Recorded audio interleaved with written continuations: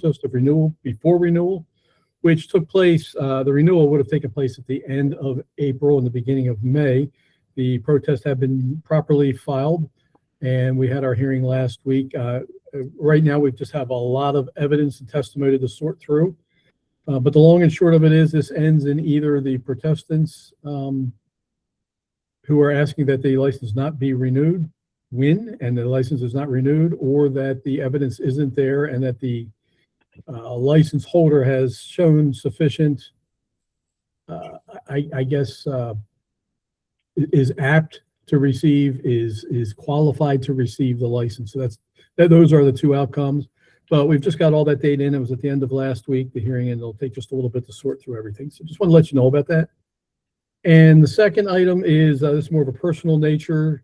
Today, we celebrated the retirement of a 50-year-long employee for the state of Maryland, Lou Berman, who's a manager of our trade practices unit. That section, or rather, Lou will continue to work probably right up to the very end. So I imagine he'll be working through next week. But we had a very nice, very well-attended send-off party for him today with friends that came together, quite frankly, when our organization was first known as the Field Enforcement Division back in the late 1990s. People who started it back then came to visit, as well as a bunch of friends across the state, fellow regulators, people who are in the industry, people who have retired from the industry, people who have retired from any number of areas, as well as current people. So it was just a really great showing for him.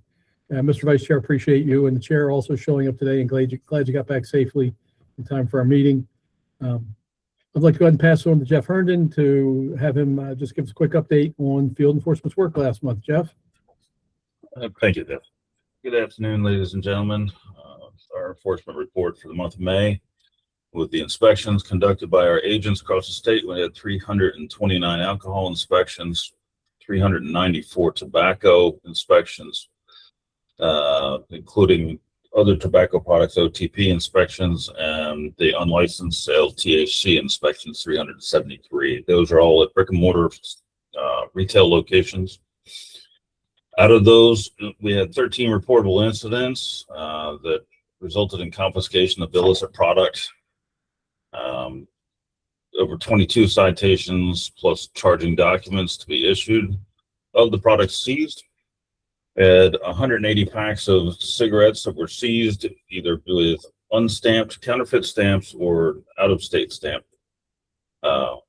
packages. Had almost 15,000 sticks of other tobacco products that were seized.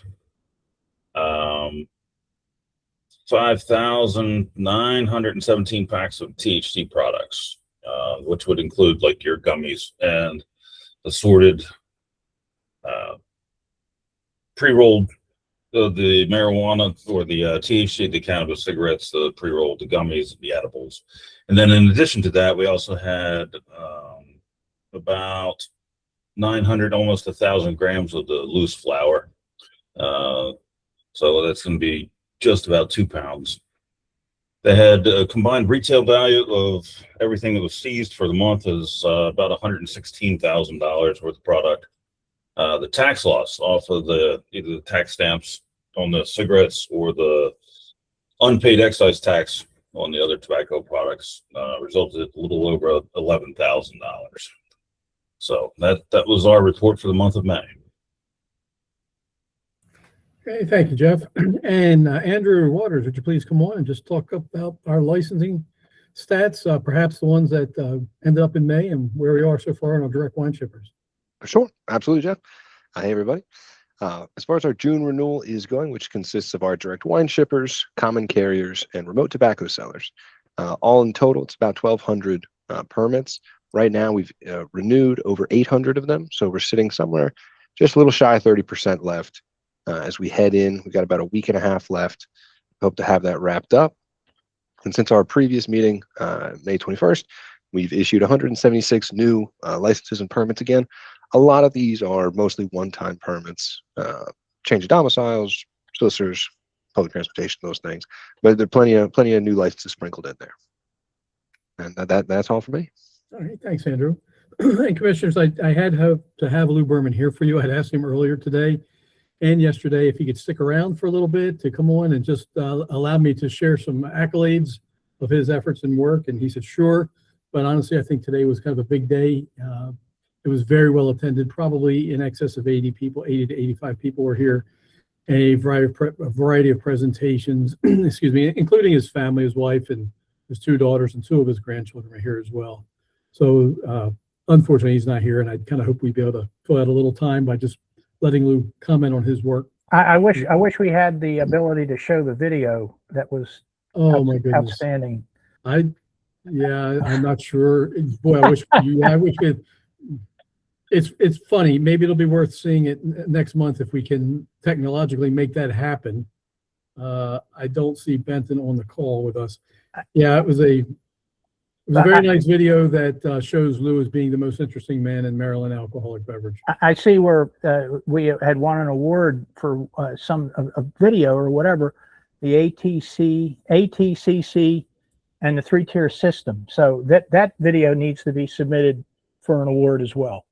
Yeah, they're different. They're entirely different. What you're talking about was a 4-hour educational program, but yeah, this one was just hilarious, and it was just right on the mark. It was so really funny. We will miss him terribly.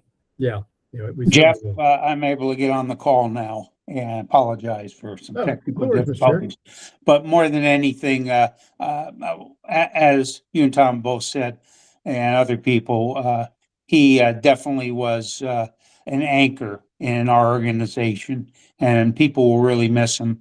And when the individual who represented Worcester County drove up to personally thank him for everything he's done on her behalf to help her, it shows what kind of a person he was. Yeah. And he will sorely be missed. Yep. Well said. That's exactly right. Yeah. So, Mr. Chair, that's our report for the day. Okay, is there any new business come before the commission? I have a question. I'm not sure how relevant this is, but when the other Jeff was talking about cannabis, I see there's some activity. I don't live there and don't do any business there, but Virginia seems to be gearing up or doing things. I'm not sure what they're doing. But what will that have any impact on what happens in Maryland? Will it reduce activities, or I'm not sure what's going on. I just keep seeing things that pop up online, the controversies with the governor and some of the people with what they're trying to do over there.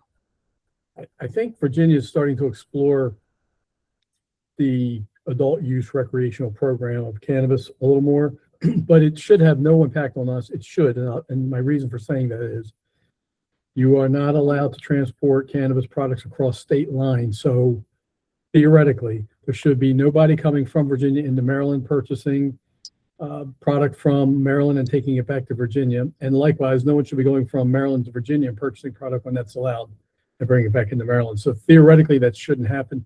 I'm not so naive to imagine that there aren't some transportation issues, but as a matter of law, it would not be authorized. As a matter of federal law, it would not be authorized. Okay. Okay, if there aren't any other new business, once again, I want to thank Jeff and the staff for a wonderful retirement party for Lou. Tom, I want to thank you for joining us as a commission member, and wish everybody a great summer, and we'll see you next month.